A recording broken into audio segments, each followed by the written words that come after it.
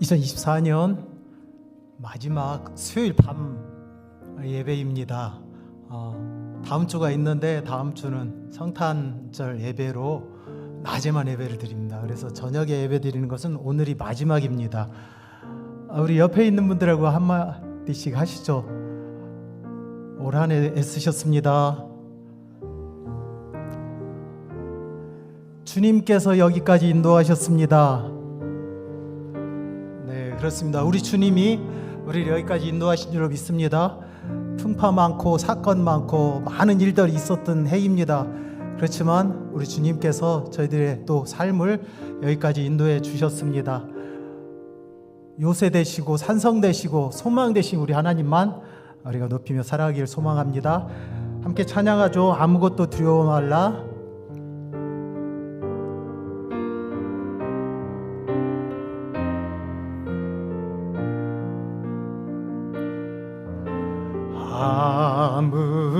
아무것도 두려워 말라. 주 나의 하나님이 지켜주시네. 놀라지 마라. 겁내지 마라.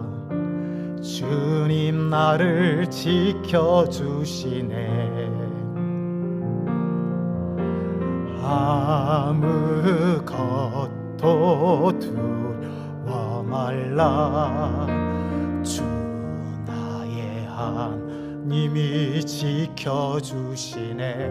놀라지 마라. 놀라지 마라. 겁내지 마라. 겁내지 마라. 주님 나를 지켜주시네. 내 맘이 힘이 겨워 지칠지라도, 내 맘이 힘에 겨워 지칠지라도 주님 나의 힘이 되시네.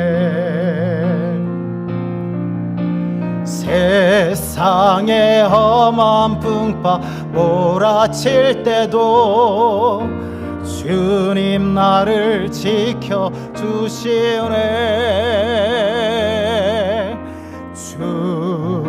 주님은 나의 산성, 주님은 나의 요새, 주님은 나의 소망,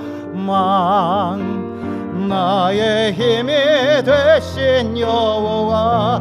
내 맘이 힘에 겨워 지칠지라도, 내 맘이 힘에 겨워 지칠지라도 주님 나의 힘이 되시네. 주님 나의 힘이 되시네. 세상의 험한 풍파, 세상의 험한 풍파 몰아칠 때도 주님 나를 지켜주시네. 주님 나를 지켜주시네. 아멘. 주님은 나의 산성, 주님은 나의 산성, 주님은 나의 요새, 주님은 나의 소망, 나의 힘이 되신 여호와. 주님은 나의 산성, 주님은 나의 산성, 주님은 나의 요새, 주님은 나의 소망, 나의 힘이 되시 여호와. 내 맘이 힘에 겨워 지칠지라도, 내 맘이 힘에 겨워 지칠지라도 주님 나의 힘이 되시네.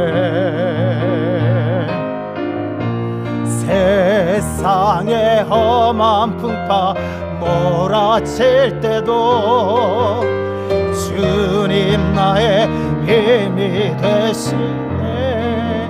주님은 나의 산성. 우리 두 손 들고 찬양합시다. 주님은 주님은 나의 산성,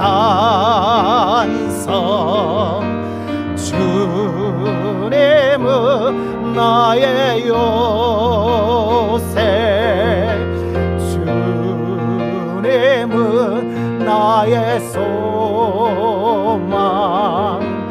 나의 힘이 되신 여호와. 우리 다시 한번 고백합니다. 주님은 나의 산성,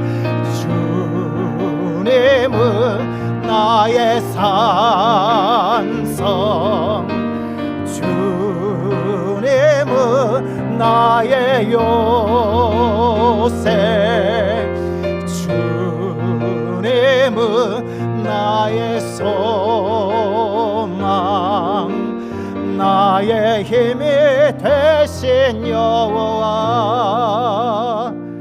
아멘. 우리 옆에 계신 분들과 다시 한번 고백하죠. 주님께서 여기까지 인도하셨습니다. 주님께서 여기까지 인도하셨습니다. 주님의 도우심으로 우리가 여기까지 온 줄로 믿습니다. 참반가운 성도여, 다 이리 와서 베들레헴 성리에 가봅시다.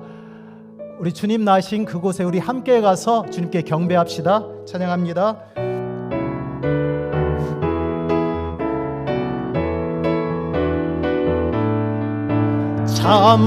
참반가운 성도여, 다 이리 와서 베들레헴 성 안에 가봅시다. 저 고요의 너의 시 아기를 보고 엎드려 절하세, 엎드려 절하세, 엎드려 절하세. 벗어나셨네. 저 천사여, 저 천사여, 찬송 높이 불러서 이 광활한 천지에 울리어라. 주 하나님 앞에는 영광도 돌려 엎드려 절하세, 엎드려 절하세, 엎드려 절하세.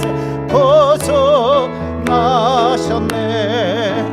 이 세상에 주께서 탄생할 때에 참신과 참사랑 되시려고 저 동정녀 몸에서 나시었으니 엎드려 절하세, 엎드려 절하세, 엎드려 절하세. 벗어나셨네. 여호와의 말씀이, 여호와의 말씀 육신을 입어 날 구원한 구주가 되셨도다. 늘 감사한 찬송 주 앞에 돌려 엎드려 절하세, 엎드려 절하세, 엎드려 절하세. 벗어나셨네. 참반가운 성, 참반가운 성도 다 이리 와서 베들레헴 성 안에 가봅시다. 저 고요의 너의 신 아기를 보고 엎드려 절하세, 엎드려 절하세, 엎드려 엎드려 절하세 구주나셨네. 엎드려 절하세. 엎드려 절하세. 엎드려 절하세. 엎드려 절하세.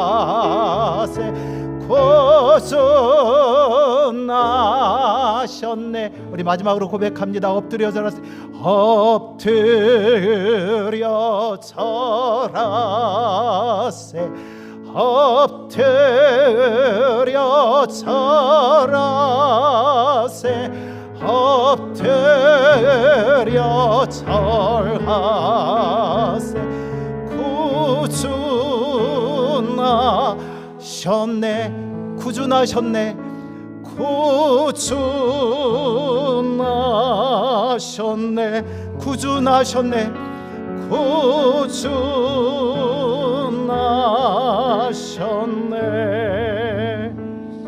아멘. 함께 기도할 때 죄인들을 위해 우리 주님을 보내주신 하나님께 감사하셨으면 좋겠습니다. 이 시간 감사로 마지막까지 저희들을 여기까지 인도하신 하나님께 감사의 시간이 되었으면 좋겠습니다. 우리를 시간 예배 자리로 인도하시고 또 참된 예배자로 세워주심을 감사합시다. 올해 정말 깜짝 놀랄 일들이 너무나 많았는데, 사건 사고가 너무나 많았었는데 주님 예비하심과 인도하심으로 여기까지 인도하셨음을 인하여 감사합시다. 우리의 산성이 되시고 요새가 되시고 소망이 되어주신 우리 하나님 앞에 감사와 영광을 돌리기 원합니다. 여러 가지로 어려움을 많은 소망교회 박정호 목사님 보내주셔서 이 소망교회를 잘 세워나갈 수 있도록 하심에 감사를 드립시다. 박정호 목사님을 보내주심에 이 시간 함께 감사함으로 우리 하나님께 예배하며 나아가기를 소망합니다. 함께 통성으로 기도합니다. 사랑의 하나님 아버지, 은혜와 사랑을 감사드립니다. 하나님 아버지여, 2024년 한 해를 여기까지 인도하신 우리 하나님 영광과 찬양을 받으시옵소서. 하나님 아버지여, 주 예수 그리스도를 우리 가운데 보내주셔서 우리가 주 예수 그리스도를 믿음으로 영생 얻는 삶을 살아갈 수 있도록 인도하신 하나님 감사합니다. 우리 날마다 예배의 자리에 있게 하시고 하나님을 경배하며 하나님을 찬양하며 하나님을 바라보며 소망을 가지고 살아갈 수 있도록 은총을 베풀어 주셨음에 감사를 드립니다. 하나님 아버지여, 우리가 하나님을 바라보며 참 예배자의 삶을 예배자의 자리에 있도록 은혜를 베풀어 주심을 감사를 드립니다. 하나님 아버지여, 올해도 하나님 여러 가지로 하나님 아버지여 많은 일들이 있었습니다. 그 가운데 하나님께서 저희들의 삶을 지켜주시고 인도하여 주셨음을 감사드립니다. 하나님 아버지여, 우리는 부족하고 우리는 연약해서 늘 넘어지고 쓰러지는 존재들인데 그럼에도 불구하고 다시 일으켜주시고 그럼에도 불구하고 다시 세워주시고 다시 주 예수 품으로 돌아올 수 있는 그런 힘 주시고 은혜 주셨음을 인하여 감사를 드립니다. 하나님 아버지여, 소망교회 가운데 어려운 일들이 참 많았는데 그 가운데서 하나님께서 인도하여 주시고 예비하여 주시고 복되신 길로 함께하여 주심에 감사를 드립니다. 아버지 하나님, 박정호 목사님을 보내주셔서 하나 어려운 가운데 있는 소망교회가 다시금 세워져 나아갈 수 있도록 함께하시니 감사합니다. 하나님 아버지여, 소망이 주께 있음을 고백합니다. 하나님 목사님을 든든하게 세워주셔서 이 소망교회를 잘 인도해가게 하시며 하나님의 기쁨 되도록 하나님의 영광 되도록 하나님의 영화롭게 하도록 역사하여 주시옵소서. 오늘 이 밤에 하나님께서 영광을 받아주시고 우리 하나님 감사를 받아주시옵소서. 하나님이 통치하시고 다스려 주심으로 우리가 든든하고 평안히 거하는 그런 역사 가운데 주의 일들을 잘 감당하도록 주님 은혜를 베풀어 주시옵소서.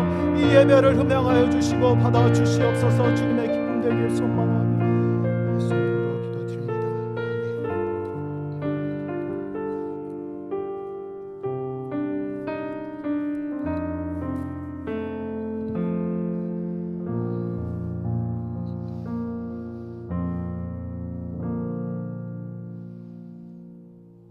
나의 산성이시요 나의 반석이시요 나의 목자 되신 아버지 하나님, 참으로 감사합니다.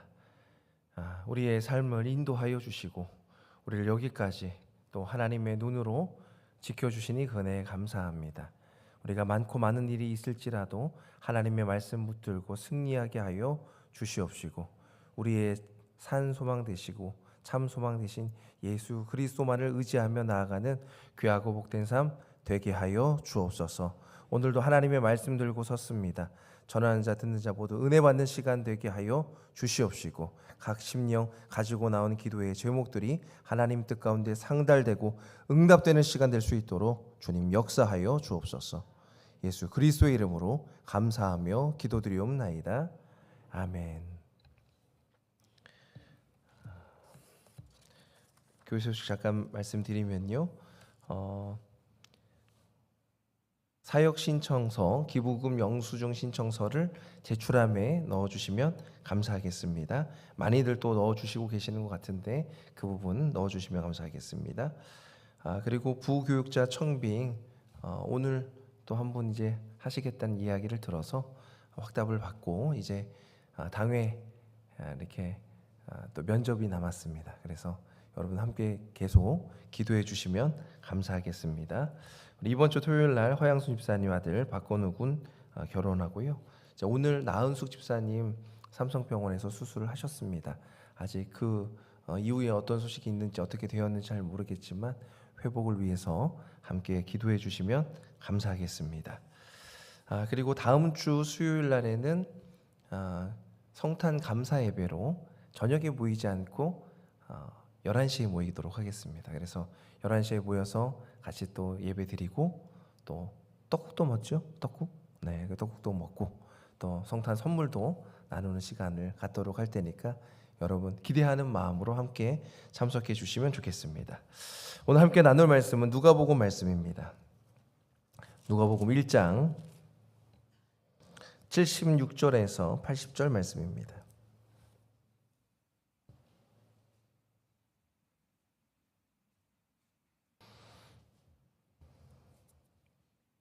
신약성경 88쪽 누가복음 1장 76절에서 80절 말씀 우리 찾으신 줄 알고 교독하도록 하겠습니다. 제가 먼저 읽겠습니다. 이 아이여 내가 지극히 높으신 이의 선지자라 일컬음을 받고 주 앞에 앞서가서 그의 길을 준비하여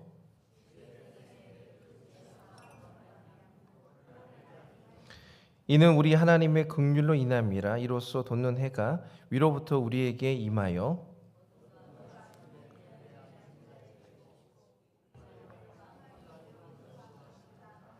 함께 읽겠습니다. 아이가 자라며 심령이 강하여지며 이스라엘에게 나타나는 날까지 빈들에 있느니라. 아멘. 여러분 연말을 잘 또 마무리하고 계신지요? 네, 그리고 또 새해를 준비하고 계시지요? 무엇보다 다른 것으로 하는 것보다 말씀으로 준비하시고 또 기도로 틈을 맺고 가시면서 또 한 해를 잘 마무리하는 시간이 되기를 소망합니다. 우리가 이제 크리스마스 특집, 성탄 특집으로 말씀을 이렇게 나누고 있는데 매번 인사를 하는데 오늘 장로님이 벌써 2번을 인사를 하셨어요. 그래도 또 인사를 해야겠지요? 네, 그래서 제가 또 왜냐면 준비한 인사가 있어요. 메리 크리스마스 이렇게 하는 인사를 찾아보니까 미얀마어로 뽀신 차미 에빠세 맞습니까? 네, 선교사님 맞습니까? 네, 그래서 뽀신 짜미 에빠세 이렇게 인사하셔도 되고요. 스페인어는 좀 들어보신 것 같아요. 펠리스 나비다. 네, 펠리스 나비다 이렇게 인사하셔도 되고 목사님 그리고 다 어렵습니다 하시면 메리 크리스마스 하시면 됩니다. 네, 선택지가 3개니까 하나 다시 알려드릴게요. 미얀마어로 뽀신 차미 에빠세 혹은 펠리스 나비다 혹은 메리 크리스마스 이렇게 인사하겠습니다. 옆에 계시는 좌우에 있는 분들이랑 인사합시다. 네. 제가 이 그 인사말을 준비하면서 선교사님들 표정이 궁금했는데 다행히 웃고 계시네요. 네. 네. 그 무엇인가를 준비하는 것에는 약간의 설렘이 있습니다. 누구에게 선물을 주는 것도 그렇고 우리 다음 주에 이제 저희가 성탄 선물 나눔을 할 건데 절편은 우리가 먹고 또 가래떡은 우리 주변에 있는 상가들한테 이렇게 좀 나누려고 합니다. 그래서 우리 행정집사님께서 지역을 이렇게 나눠서 순별로 그곳에서 이렇게 나누는 행사. 재밌겠죠?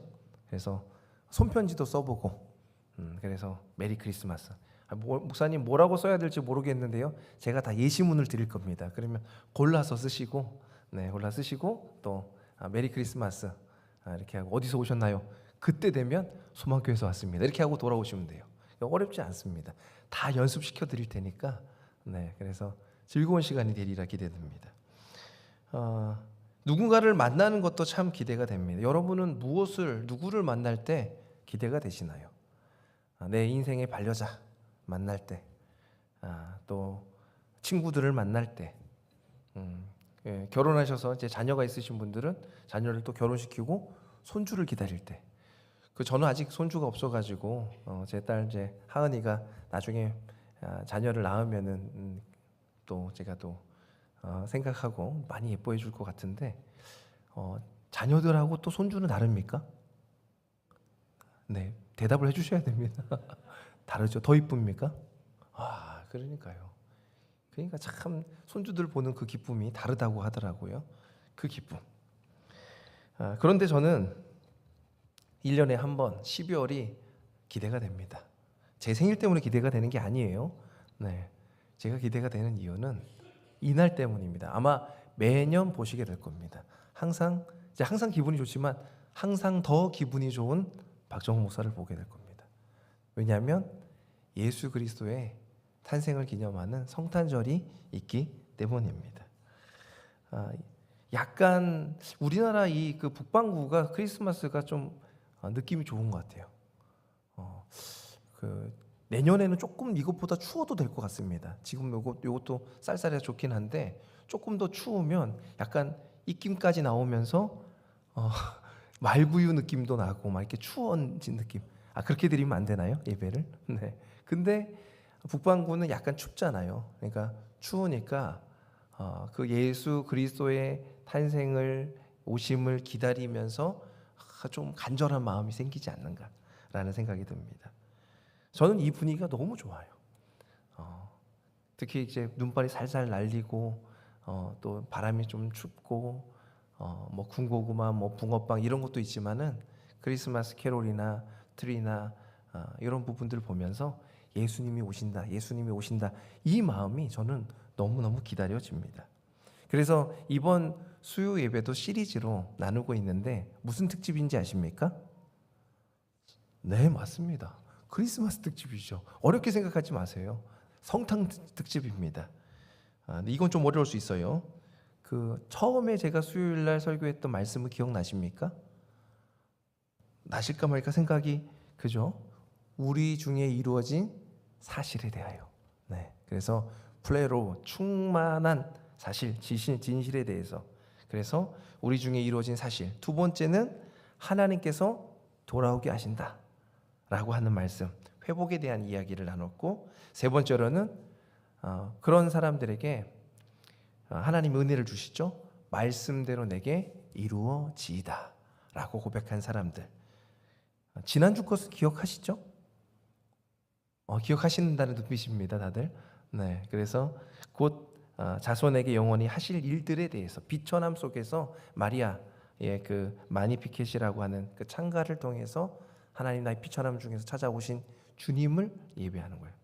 오늘은 그 길을 준비합니다. 제가 이것을 다음 주에도 한 번 더 할 건데요. 우리 중에 이루어진 사실로 하나님께서 돌아오게 하십니다. 그런데 누구에게요? 말씀대로 내게 이루어지리라 고백하는 사람들에게, 곧 그 자손에게 영원히 하실 일들을 통해 그 길을 준비하여, 다음 주에는 뭐겠습니까? 구주가 나셨다 이렇게 할 거예요.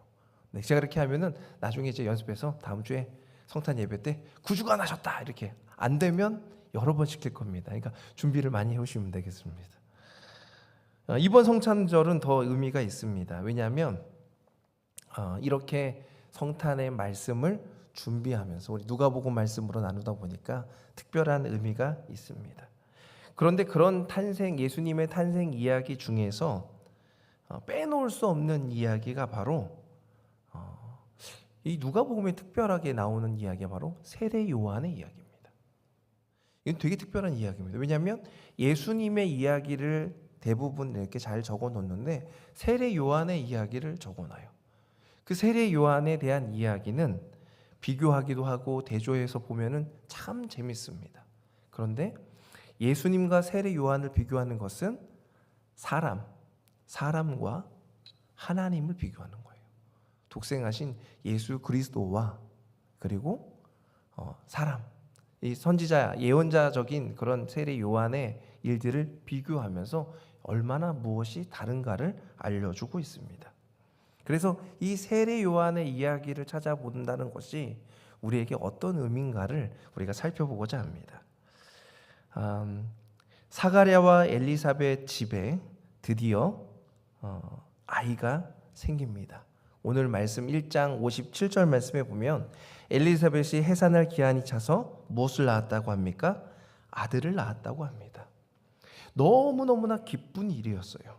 얼마나 사가랴와 엘리사벳이 신실한 사람이었고 사람들에게 기대가 있었는지 많은 사람들이 와서 축복하였습니다. 와, 놀라운 일이다. 이 가정에 생명을 주셨다. 그러면서 함께 기뻐합니다. 그때 유대인의 의식대로 할례를 베풀고 이름을 지으려고 하는데 관례에 따라서 아버지의 이름을 따라 지는 것이 유대인의 풍습입니다. 특별히 사가랴와 엘리사벳은 제사장 집안이었기 때문에 그런 일들을 더 지켜 써야 됩니다. 우리로 말하면은 돌림자 같은 거죠. 돌림자. 그래서 돌림자로 쓰던지 그 비슷한 이름들을 사용해야 되는데 엘리사벳이 안 된다고 합니다. 어찌된 영문이지 그 이름을 도저히 못 쓰겠다고 해요. 그러면서 뭐라고 하냐면 요한, 하나님의 사랑하는 자, 사랑받는 자라고 해야 된다고 이야기합니다. 이 말을 듣고 친척들과 주변에 있는 사람들이 당황해합니다. 아니, 우리 친척 중에서는 그런 이름을 쓰는 사람이 아무도 없는데 어떻게 그런 이름을 써야 되냐? 그래서 지금 이제 말 못하는 사가랴를 불러가지고 옵니다. 아니, 지금 엘리사벳이 이름을 지금 사가랴 그 비슷한 이름으로 써야 되는데 그 이름이 아니라 요한이라고 써야 된다고 하는데 그게 맞냐? 그랬더니 사가랴가 답답한 심정으로 무슨 말인지 아시겠습니까? 필기도구 가져와라고, 필기할 거 가져와라고 해서 거기다가 뭐라고 쓰냐면 아마 히브리어로 적었으면 이렇게 썼을 것입니다. 여호와난, 요하난, 이것이 바로 헬라어로 요한입니다. 사람들이 놀라게 되죠. 아니, 당신도 그렇게 한다고? 아니, 엘리사벳은 그럴 수 있겠지만 엘리사벳은 뭘 몰라서 그런가 보다 생각했지만 당신은 제사장 아닙니까? 아니, 그 제사장의 율법대로, 이스라엘 율법대로 아니 사가랴 그 이름을 따라서 써야 되는 건 아닙니까? 라고 사람들이 묻는데 사가랴가 답답하다고, 자기는 이거로 해야 된다고. 근데 그 답답한 중에 말문이 트입니다. 요한! 아이고 깜짝이야. 요한이라고 하는 거예요. 요한. 네, 요한이라고 하는 거예요. 요한이라고. 너무 신기한 거예요. 한 아이를 가진 게 몇 달 정도 갔죠? 한 270일 정도 갔죠? 오늘 산부인과 의사님 어디 계십니까? 그죠? 270일 정도 가죠. 한 9달 정도 갔는데 9달 정도 이상 말을 못하고 있었어요. 사가랴가 말을 못하고 있어요. 천사가 이야기하는 부분에서 불순종해서 그런지 너무 말을 많이 해서 그런지 모르겠지만 말을 못한 채가 9개월째입니다. 9개월째인데 이 이름을 쓰라고 하는데 요한이라고 쓰고 나서 사람들이 이거 아니라고 사가랴 비슷하게 쓰라고, 스가랴라 쓰던지 사가랴 뭐 그거라 쓰라고 하는데 아니 나는 이거 답답해. 그러다 갑자기 답답해서 말문이 트였다는 얘기는 아닙니다. 그런 말은 없습니다만 그때 사가랴 입이 말문이 터지면서 요한이라고 하면서 오늘 이 사가랴의 예언이라고 하는 시가 나오게 되는 것입니다. 이 일들이 너무너무 사람들이 신기해가지고 사람들이 두려워했다라고 되어 있습니다. 사람들이 두려워했다는 것은 무서워했다는 뜻이 아니라 하나님의 일들을 놀라고 그것으로 대단하게 생각했다. 이 말이 온 유대 산골에 퍼지게 됩니다.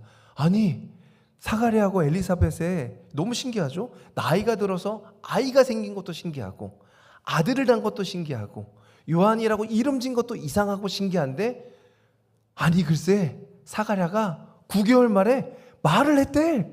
사람들이 말을 하고 유대 온 사람들이 다 알게 되는 일이 되었습니다. 그래서 사가랴는 기쁨으로 예언을 합니다. 67절 말씀해 보니까 그 붙인 사가랴가 성령의 충만함을 받아 예언하여 이르되 찬송하리로다. 주 이스라엘의 하나님이여 그의 백성들을 돌보사 속량하시며 우리를 위하여 구원의 뿔 그 종 다윗의 집을 일으켰다라고 이야기하면서 하나님께서 긍휼한 마음으로 언약을 지키셨다고 고백합니다. 이스라엘 백성들을 속량하시며 천사가 와서 요한이라고 이름 짓고 아들을 낳게 되고 늙음하게 과연 내가 아들을 낳을 수 있을까 없을까 고민하던 중에 그 고민의 끝을, 그 방황의 끝을 하나님이 해결해 주셨다는 것입니다. 그러니 사가랴가 얼마나 기뻤겠습니까? 무엇이 더 기뻤을까요? 아들을 낳은 게 기뻤을까요? 아니면 요한이라고 이름을 짓는 게 기뻤을까요? 아니면 자신의 입에 말문이 터진 게 기뻤을까요? 이건 속으로 생각하십시오. 뭐가라고 답을 할 수가 없어요. 뭐라고 생각할지 모르겠지만 다 기쁜 일이었어요.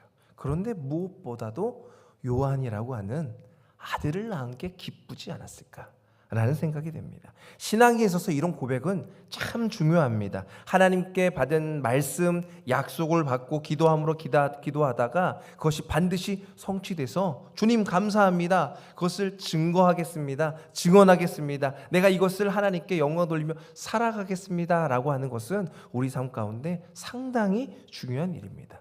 하나님을 찬양하고 경배하는 삶, 하나님을 의지하는 사람들은 다 이런 삶을 살더라고요. 지금은 어제는 너무 힘들고 어려웠을지라도 하나님께서 약속하신 말씀 붙들고 기도하며 말문이 트이지 않고 답답한 심정에서도 하나님이 반드시 이루어 주시면 그것을 가지고 주님께 감사하는 인생, 주님의 약속받고 은혜를 입어 주님을 찬양하는 삶 살기를 주님으로 축원드립니다.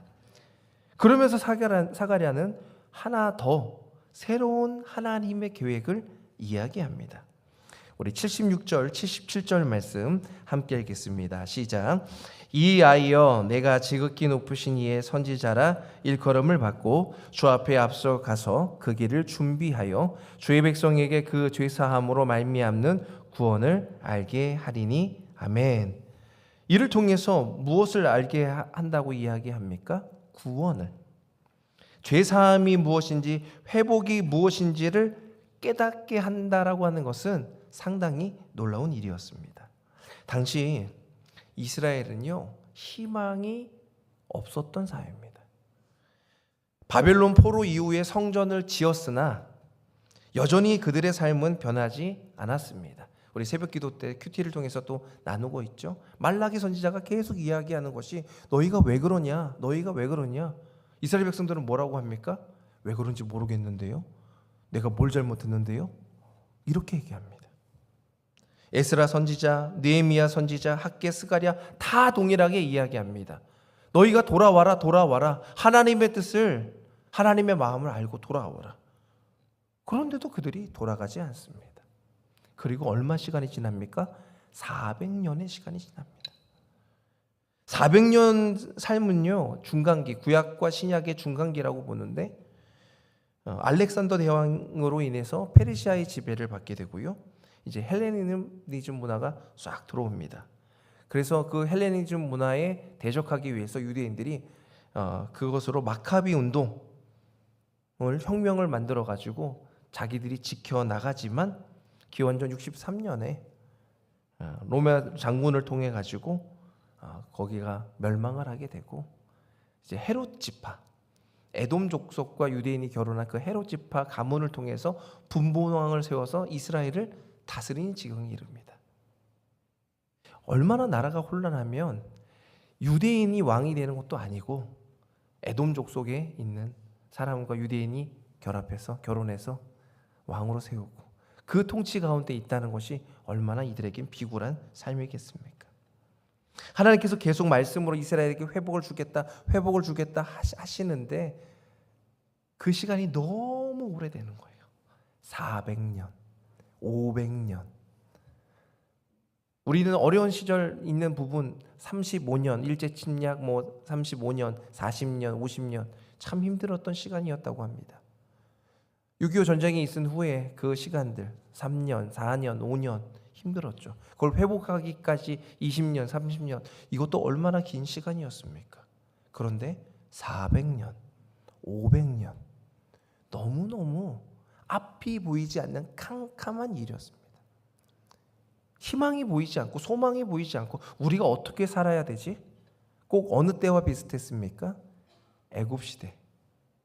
요셉의 형제들이 가서 360년 종살이 하면서 보냈던 그 시간처럼 우리가 종살이를 하는지 안 하는지 모르면서 그 세파의 그 세상에 휩쓸려 가던 그 모습. 그런데 이때 하나님께서는 신실한 사람들 엘리사벳과 사가랴를 통해서 그 일을 준비하고 계셨습니다. 무엇을 준비하고 계셨습니까?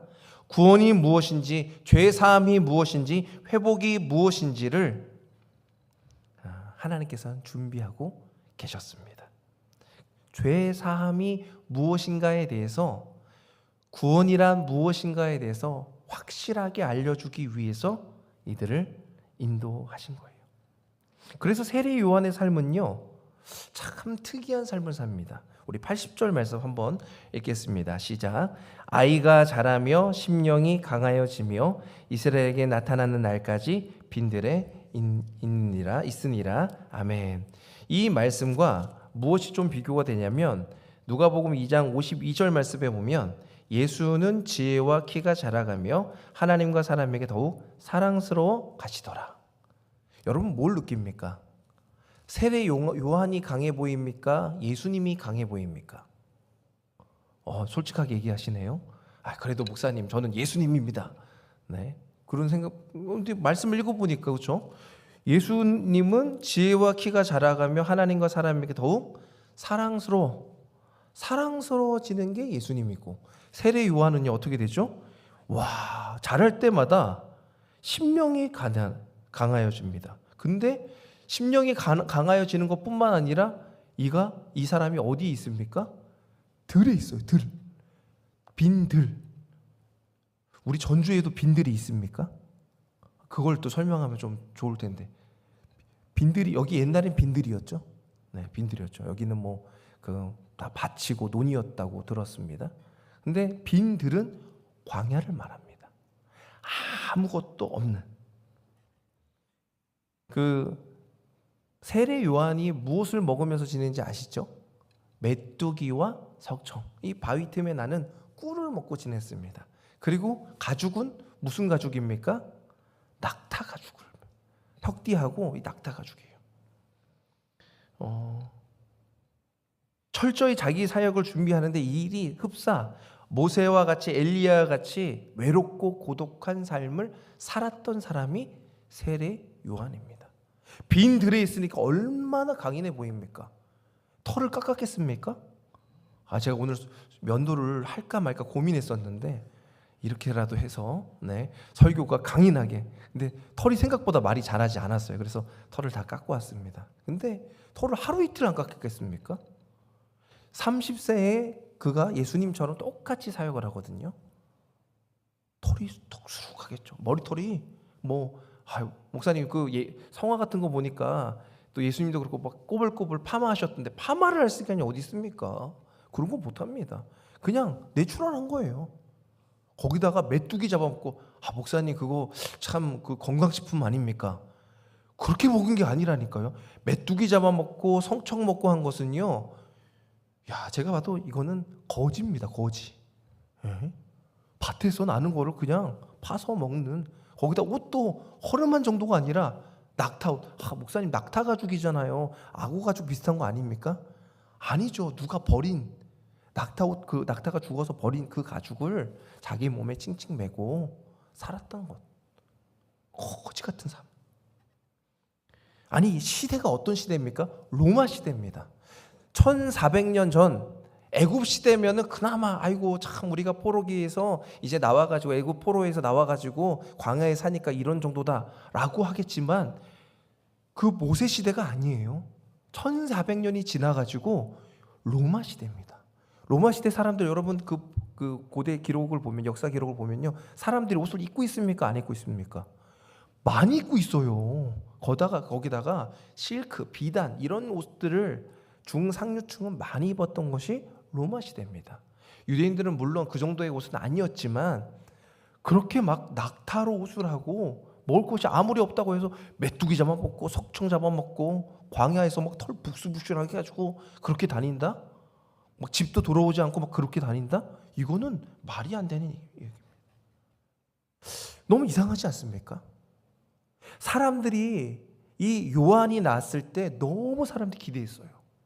야, 엘리사벳과 사가랴 이 신실한 사람들, 제사장의 가문에 귀한 자녀가 태어나는데 늙음하게 하나님이 은혜를 베푸셔서 귀한 자녀 주셨는데 이름도 요한이라, 특별한 사람이다, 사랑받는 자라고 얘기했는데, 야, 대단한데? 했는데 30세가 되기까지 어디 있었다고요? 빈 들에 있었다니까요. 광야에 있었다니까요. 무엇 잡아먹었다고요? 도마뱀이 아니죠. 메뚜기, 석청 이런 거 잡아먹고 그짓골을 하고 다니면서 다니는 거예요. 아니, 무럭무럭 아이가 자라더니 제사장이 되었더라. 그래야 되죠. 선생이 되었더라. 랍비가 되었더라. 지도자가 되었더라. 이렇게 하면 어느 정도 이해가 돼요. 아이가 자라며 뭐라 그러죠? 심령이 강해진다, 담대해진다는 뜻이거든요. 이스라엘에게 나타나기까지 그가 집에도 들어오지 않고 빈 들에서 광야에서 행동하는 거예요. 광야에서 살았다는 것은 아주 특별한 이야기를 하고 있습니다. 척박한 땅, 아무도 없는 곳, 외로운 곳이며 사람들이 왕래하지 않는 곳입니다. 그렇기 때문에 세리 요한은 그곳에서 누구를 의지했을 거라고 생각합니까? 하나님을 의지했습니다. 아니, 하나님만을 의지했던 사람이 바로 세례 요한이었습니다. 하나님만을 바라보며 살 수밖에 없는 상황, 많은 역경과 고난을 통해서 결국 하나님만이 나의 구원입니다, 나의 모든 것입니다 라고 고백한다는 것입니다. 하나님께서는 이 세례 요한을 통해서 메시지를 주고 싶어 하셨어요. 우리 77절 말씀, 79절 말씀 우리 한번 읽겠습니다. 시작. 주의 백성에게 그 죄사함으로 말미암는 구원을 알게 하리니 이는 우리 하나님의 긍휼로 인함이라. 이로써 돋는 해가 위로부터 우리에게 임하여 어둠과 죽음의 그늘에 앉은 자에게 비치고 우리 발을 평강의 길로 인도하시리로다 하니라. 아멘. 이 말씀은 말라기 4장 2절, 이사야 9장 2절, 이사야 60장 1절에도 나오는데 어둠과 죽음의 그늘에 앉아있는 자들에게 빛을 주겠다, 결국 구원해 주겠다라고 이야기하는 것입니다. 이 말씀은 이사야서 그런데 40장 3절에서 5절 말씀과 참 비슷합니다. 제가 한번 읽겠습니다. 외치는 자의 소리여 이르되 너희는 광야에서 여호와의 길을 예비하라. 사막에서 우리 하나님의 대로를 평탄하게 하라. 골짜기마다 돋우시며 산마다 언덕마다 낮아지며 고르지 아니한 곳이 평탄하게 되며 험한 곳이 평지가 될 것이라. 여호와의 영광이 나타나고 모든 육체가 그것을 함께 보리라. 이는 여호와의 입이 말씀하였느니라. 아멘. 이사야서 40장 3절에서 5절 말씀은 여호와의 길을 예비하는 자에 대한 이야기입니다. 우리는 이 말씀을 누구라고 확실하게 알 수 있습니까? 바로 세례 요한입니다. 근데 세례 요한이 무슨 불도저도 아니고 포크레인도 아니고 자꾸 길을 평탄하게 만든대요. 길을 만든대요. 무엇을 말하는 것입니까? 무엇인가 거친 것을, 무엇인가 단단해진 것을 곱게 갈아버린다는 것을 이야기합니다.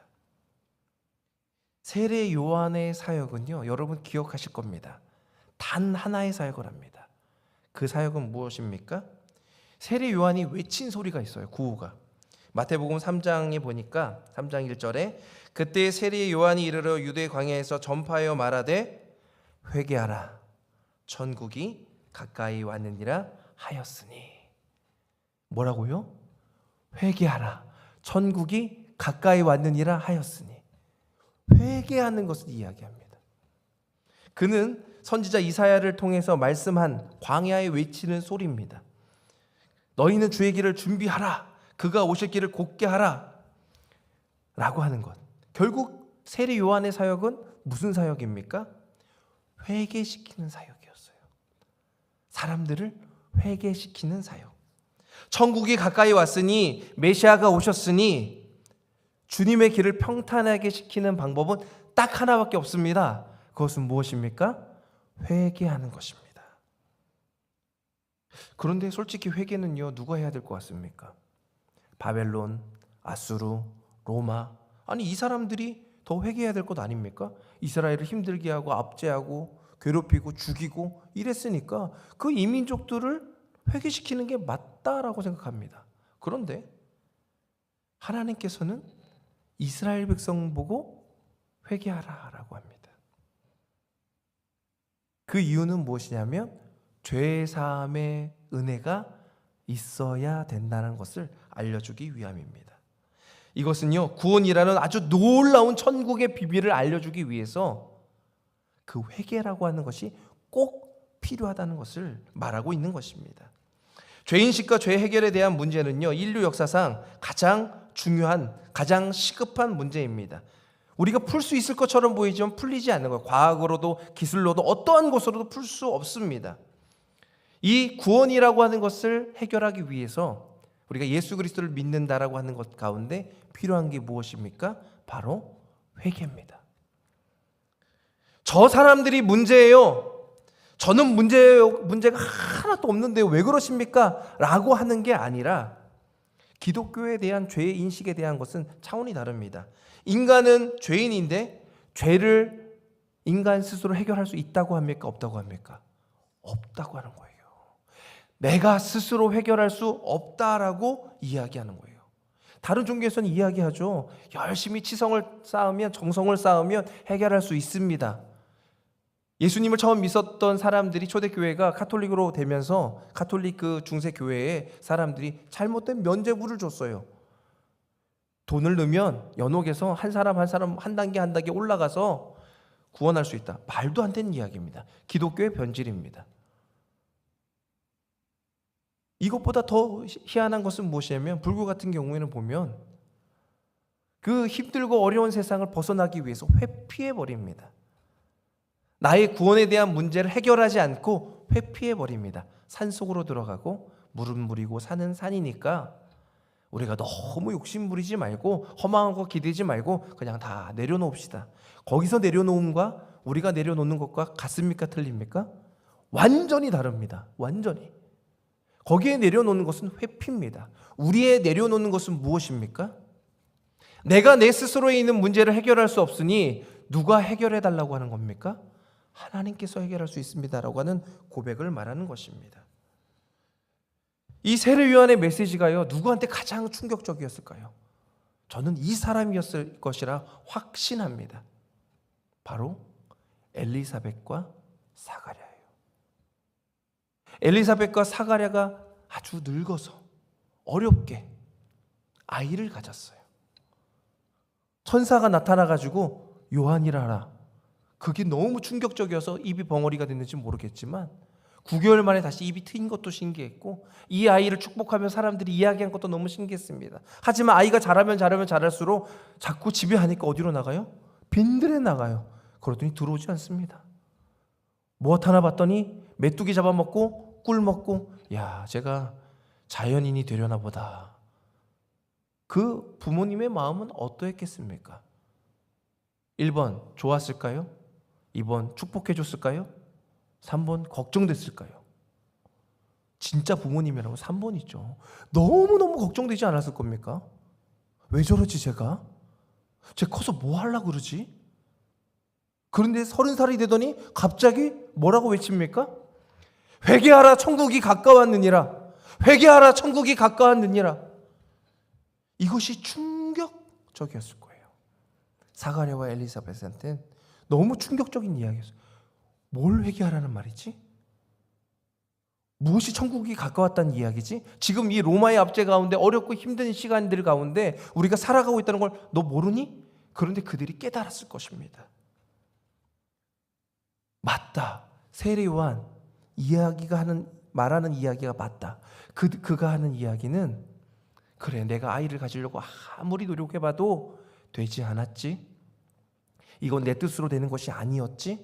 내가 제사장 가문으로 제사장 가문 여자와 이렇게 레이즈파와 결혼해서 아주 신실한 자녀를 낳으려고 했지만 이것이 내 뜻과 내 마음대로 되지 않았지?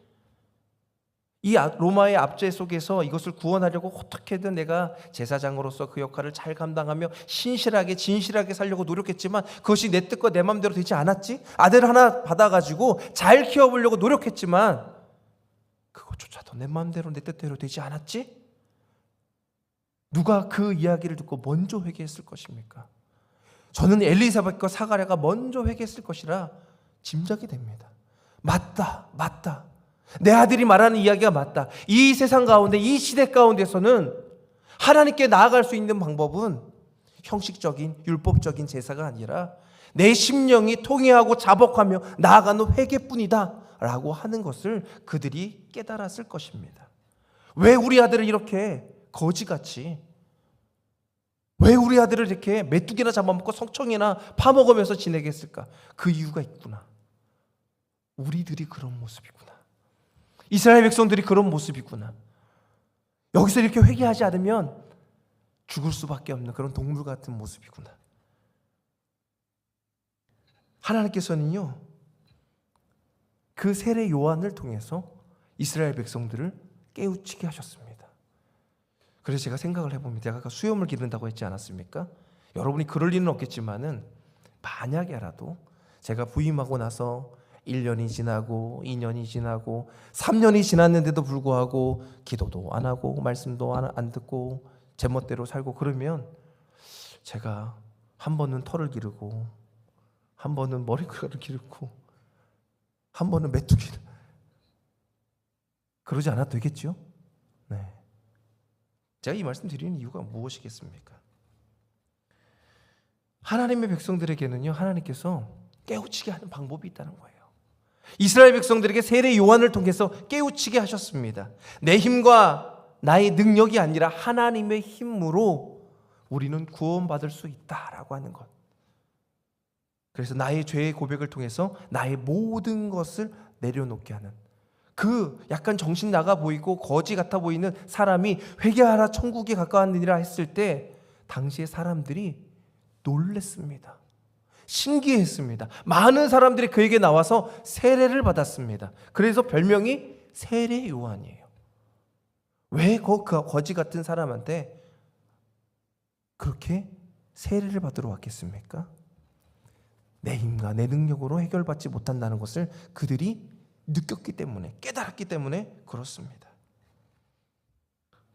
여러분, 이 세례 요한을 통한 이야기가 재미있는 하나의 동화처럼 들리십니까? 아니요. 그 빛이 사가랴와 엘리사벳에게 비추고 그 당시 이스라엘 백성들에게 스포트라이트가 돼서 비췄습니다. 우리에게 이 말씀을 들려주시는 이유가 있겠죠. 그 말씀이 지금 여러분들에게 조명하고 있습니다. 밝혀주고 있는 거예요. 당신은 누구를 의지하고 있습니까? 당신은 지금 누구를 신뢰하고 있습니까? 세상의 힘입니까? 세상의 권력입니까? 세상의 능력입니까? 지식입니까? 정치입니까? 경제입니까? 문화입니까? 나의 힘과 나의 알량한 가치관입니까? 엘리사벳과 사가랴 또한 그 이스라엘에게 보여주신 그 이야기를 하나님께서 놀랍게도 우리에게도 지금 이 순간 2000년이 지난 그 어느 날 장모님이 그렇게 얘기해 주시니까 마음이 좀 달라지는 것 같아요. 2024년도 마지막 수요일 밤, 그렇죠? 마지막 수요일 밤, 수요일 낮은 있습니다. 다음 주에는 수요일 낮 성탄 예배를 드리기 때문에 마지막 수요일 밤에 하나님이 여러분에게 묻고 계십니다. 너는 지금까지 무엇을 의지하며 살았냐고, 무엇을 생각하며 살았냐고, 왜 회개하지 못하고 왜 내 자존심을 가지고 내 능력을 가지고 그렇게 살아왔냐고 이야기하십니다. 세례 요한은 그렇게 왔습니다. 하나님의 말씀이 주장이 되어서, 그래서 그 길을 예비한다는 것은 뭐냐면 결국 회개하는 심령이 되게 해서 예수 그리스도로 해결받도록 하기 위함입니다. 우리가 그 길을 준비하는 자, 하나님의 방법과 때를 기다리는 자들이 되기를 소망합니다. 예수 그리스도를 온전히 기다리는 자가 되기를 소망합니다. 그러려면 어떻게 해야 됩니까? 주님께서 세례 요한을 통해서 말씀하십니다. 아까 요한 했을 때 놀라셨죠? 제가 이걸 또 하면 놀라실까 봐 하진 않겠습니다. 크게 하진 않겠습니다. 회개하라. 천국이 가까웠느니라. 주님께서 저와 여러분에게 말씀하여 주십니다. 회개하라고. 나의 생각과 나의 의지가 아니라 하나님을 의지하며 회개하라고. 그분이 오신다고요. 그분을 기다리라고요. 우리 찬양하고 또 기도하는 시간 되기를 소망합니다. 우리 이 찬양은요, 제가 참 좋아하는 찬양입니다. 원래는 저는 이런 그 단조풍의 찬양을, 원래 찬양을 목회자가 안 좋아할 수는 없지만 제 성향상 그렇습니다. 목사님이 또 어떤 찬양은 안 좋아하더라 이렇게 얘기하시면 안 됩니다. 다 좋아하는데 단조 찬양들은 제가 그렇게 썩 좋아하지는 않습니다. 왜냐하면 약간 좀 처지는 것 같고 그래서. 근데 이 찬양은 참 좋아합니다. 왜 좋아하냐면 임마누엘 대신 예수 그리스도가 우리를 구원해 주시는 그 찬양이기 때문에 그렇습니다. 이 찬양이 마리아의 찬가 중에서 한 부분이라고 하는 학자들도 있습니다. 어떻게 보면 옛날 그 곡조에 이제 나중에 이제 그 낱말을 붙여가지고 찬양을 만들었는데요. 우리 이 찬양하면서요, 하나님을 기다렸으면 좋겠어요. 예수님을 기다렸으면 좋겠어요. 예수님이 내 마음에 오셔서 나를 구원해 달라고. 우리 곧 오소서 임마누엘 함께 찬양하고 기도하는 시간 갖도록 하겠습니다. 곧 오소서 임마누엘 오 구하소서 이스라엘 그 포로 생활 고달파 메시아 기다립니다. 기뻐하라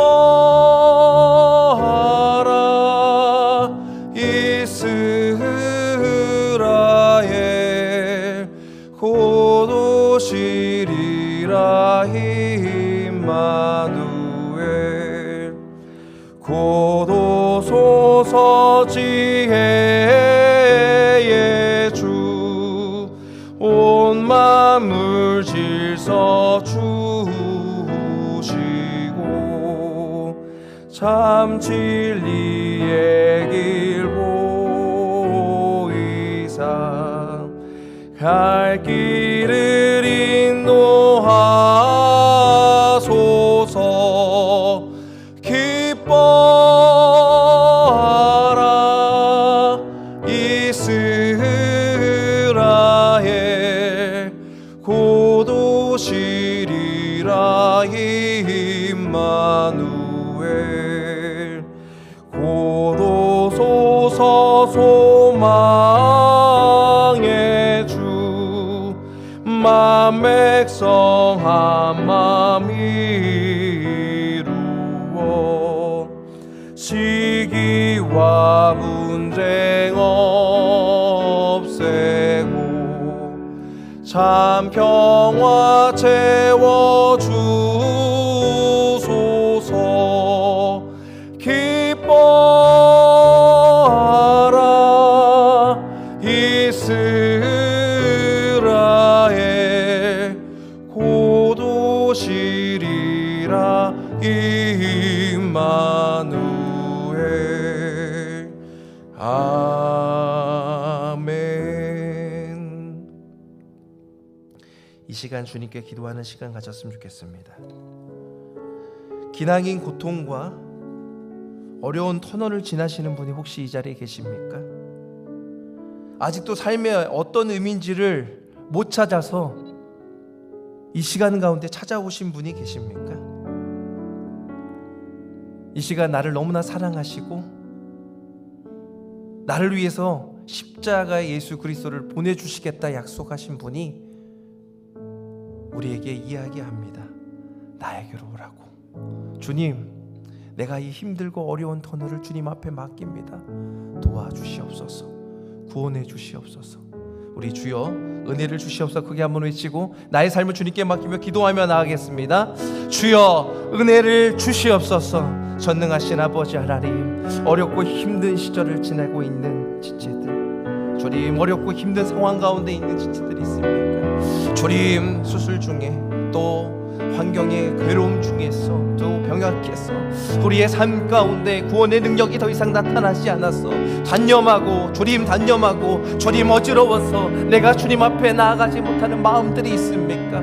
주님 안 된다, 할 수 없다, 주님 아무리 해봐도 안 된다라고 하는 생각이 나를 지배하는 사람들이 있습니까? 주님 이 시간 그 손 잡아 주시옵소서. 그 인생 붙들어 주시옵소서. 하나님의 놀라운 인생으로 회개하라, 천국이 가까웠느니라. 하나님이 도와주시면 이 일을 해결할 수 있다라고 하는 그것을 깨달으며 나아가는 삶이 될 수 있도록 붙잡아 주시옵소서. 역사하여 주시옵소서. 나의 인생 주님께 맡겨드립니다. 나의 인생 주님께 맡겨드립니다. 주님 인도하여 주시옵소서. 캄캄한 밤처럼 추운 겨울처럼 주님 눈발이 날리고 주님 입이 얼어붙고 주님 더 이상 기도가 나오지 않는 사람들이 있습니까? 주님 불쌍히 여겨 주시옵소서. 길고 긴 고난 속에서 주님 이 터널 속에서 주님만을 바라봅니다. 하나님만을 바라봅니다. 주님 역사하여 주시옵소서. 엘리사벳에게 주님 사가랴에게 찾아갔던, 이스라엘에게 찾아갔던 그 하나님이 오늘 우리에게도 찾아오게 하여 주시옵소서.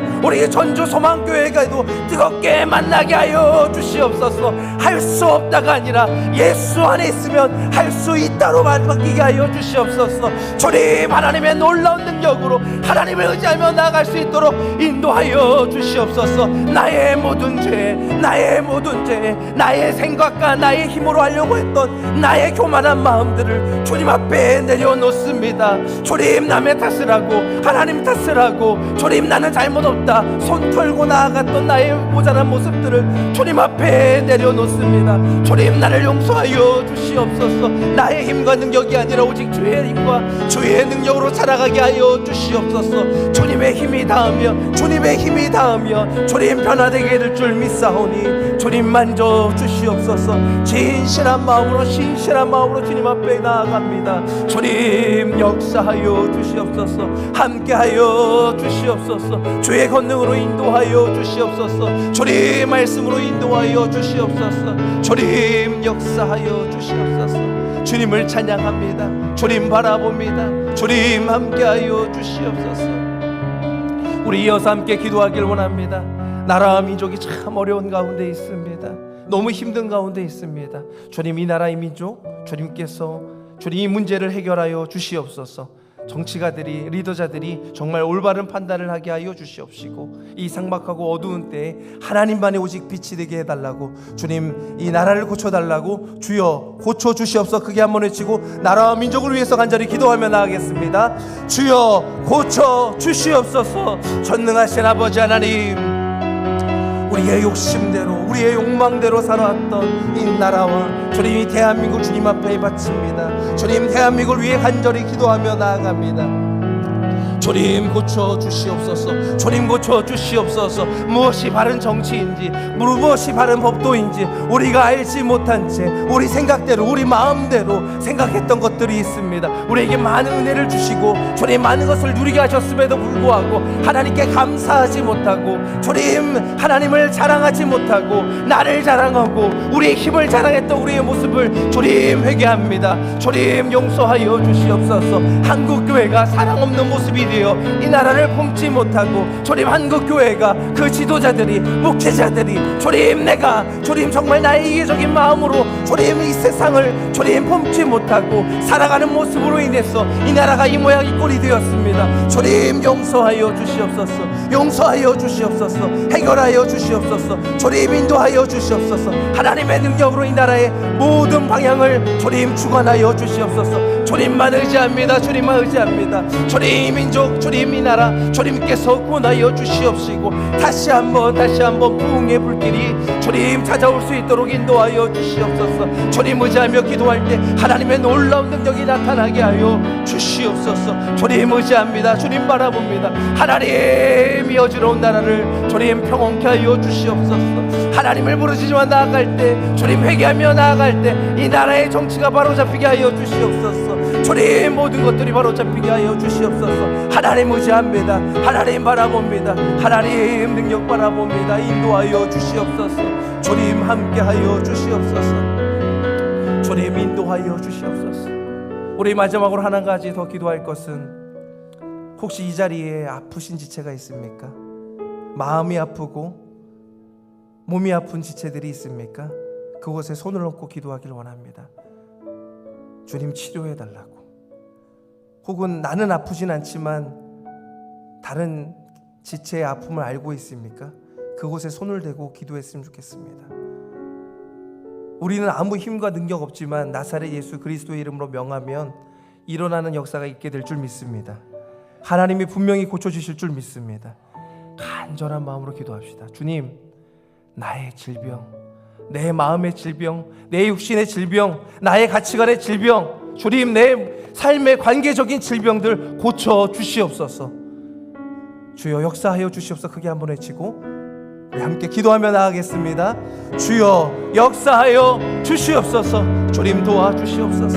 주님 나의 질병들 낫게 하여 주시옵소서. 아픈 구석구석 주님 만져 주시옵소서. 주님 때로는 불안합니다. 때로는 염려가 됩니다. 주님 인도하여 주시옵소서. 깨끗게 하여 주시옵소서. 주님 도와주시옵소서. 대장은 나을지어다, 신장은 나을지어다, 눈은 나을지어다, 허리는 건강해질지어다, 주님 위장은 건강해질지어다. 주님 나의 오장육부가 하나님의 능력 가운데 새롭게 되게 하여 주시옵소서. 우리 나은수 집사님 위해 기도합니다. 주님 갑상선수술 받았습니다. 주님 다시 재발하여 어려움 중에 있을 때 주님 앞에 엎드리며 기도할 때 주님 낫게 하여 주시옵시고 주님 고쳐 주시옵시고 하나님의 놀라운 능력으로 말미암아 하나님 신실하게 의지하는 하나님의 백성 되게 하여 주시옵소서. 주님 바라봅니다. 하나님 바라봅니다. 주님의 손길로 고쳐 주시옵소서. 낫게 하여 주시옵소서. 주님 해결하여 주시옵소서. 주님 도와 주시옵소서. 주님 깨끗이 해결하여 주시옵소서. 우리를 너무나 사랑하신 아버지 하나님, 이 수요일 밤에 우리 함께 말씀 나누고 기도할 수 있도록 인도하여 주시니 그네 감사합니다. 우리가 다른 것 의지하지 않고 우리를 구원하신 예수 그리스도 의지하며 기도하오니 내 인생에 있는 문제는, 이 나라의 문제는 해결되게 하여 주시옵소서. 특별히 믿음으로 손을 얹고 기도하는 지체들, 그 심령과 마음과 생각과 그 육신 가운데 찾아가 주시사 안수하여 주시옵소서. 그 질병을 낫게 하여 주시옵소서. 그것으로 주님을 찬양하며 건강한 몸으로 하나님께 영광 돌리며 감사하는 귀하고 복된 삶 살게 하여 주시옵소서. 이제는 우리 구주 예수 그리스도의 은혜와 아버지 하나님의 무한하신 사랑하심과 보혜사 성령님의 감동 감화 인도 교통하심이 그 길을 준비하시면서 우리에게 예배하시고 우리에게 회개하라, 천국이 가까이 왔느니라 말씀하시며 하나님만을 온전히 의지하길 원하는 하나님의 귀한 백성들, 자녀들 머리 위에 주님이 핏값으로 하신 전주 소망교회 위에 이제로부터 영원토록 함께 있을지어다. 아멘.